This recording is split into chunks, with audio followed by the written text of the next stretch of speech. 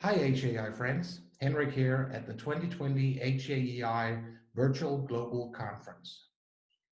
We're making our way to pay a visit to the conference exhibit booth of our basic sponsor KalVista. And as we walk up to the booth, I can see that the CEO of KalVista, Andy Crockett, is here to speak with us today. Hi Andy, good to see you. Hi Henrik, thanks for stopping by. Thanks for opening your virtual booth to us and give us the opportunity to ask you some questions from our HAI friends. Andy, could you share what KalVista is working on and give us an update on your clinical program plans? Sure, Henrik.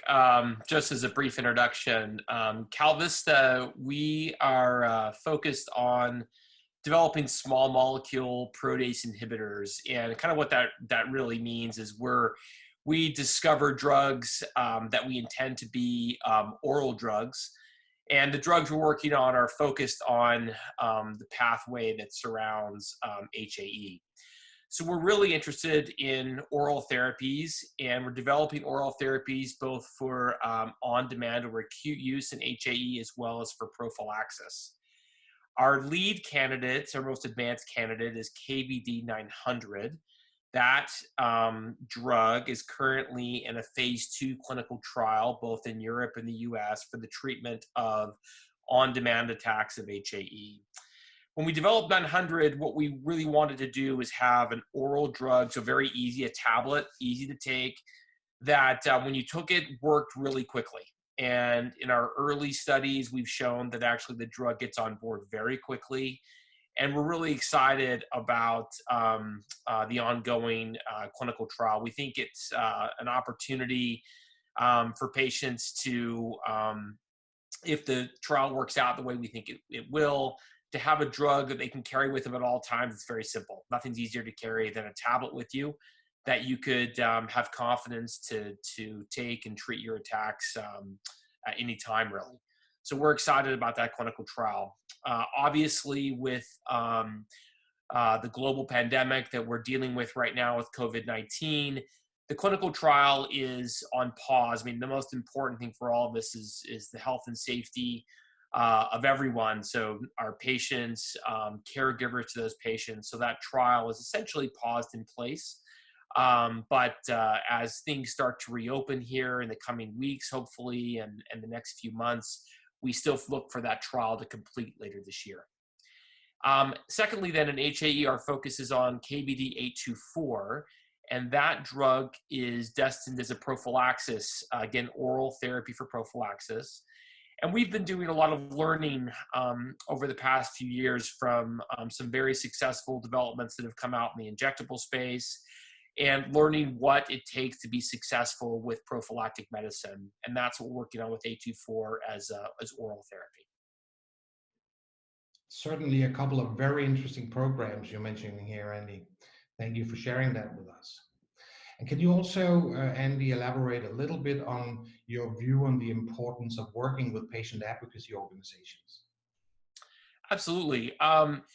Patient advocacy organizations like HAEI and organizations like that, we're really the beneficiary of the awareness that you've created with HAE. I'm one of the founders of KalVista, and when we first got started almost 10 years ago, even at that point, we had awareness of the disease, and given this is a rare disease, it doesn't affect as many people. I think it's almost remarkable that a brand new company like us would have in very early days awareness of the disease and the importance of developing therapies there. So we really appreciate our engagement with patient advocacy organizations as it brings together experts in the field and patients. But probably most important, what we appreciate is the opportunity that it brings and affords us to meet with patients. Our development programs and what we're trying to achieve are aims that are developed after speaking with patients and trying to understand what their needs are, what their desires are for improvement in therapy. And so the role that patient advocacy plays for us is a link to understanding what patients need and want from their new medicines. Sounds wonderful. And we look forward to working with you guys on the exciting programs here. Finally, could you share your vision or KalVista's vision for HAE in the coming years, including, you already mentioned a little bit about the clinical trials, but the vision for HAE in the coming years? Yeah, absolutely. I think, you know, it's remarkable the progress that's been made with therapies in HAE over the past few years, even since I started working in this field. We have some, you know, really amazing, life-changing, life-saving injectable therapies that have just been remarkable to see. You know, with our industry, what we do is we're always looking for what is the next improvement, what's the next innovation that we can bring, and that's what KalVista is doing. We're looking to add to and complement those existing therapies with oral therapies. You know, patients tell us that they want more convenience. They would prefer to have oral therapy, and we want to bring that to them.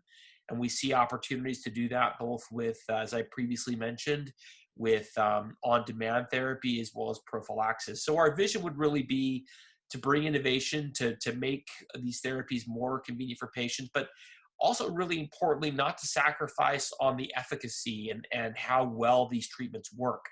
And so as we develop our oral therapies, we're really focused on making sure that we don't lower our standards in terms of the efficacy we deliver to patients that we know has been life-changing for so many. So that's the vision we have, is to complement existing therapies and to bring more convenience, but maintain those levels of efficacy we've seen and improvements we've seen over the past few years. Thank you, Andy. There's no doubt that with everything going on in the field, there's a lot of exciting things to look forward to for HAE patients, also in the years to come. With that, we want to thank you for opening your virtual booth for us today and to be here with us today. And we would also like to thank you very much for your support to the global conference. Thank you very much, Andy.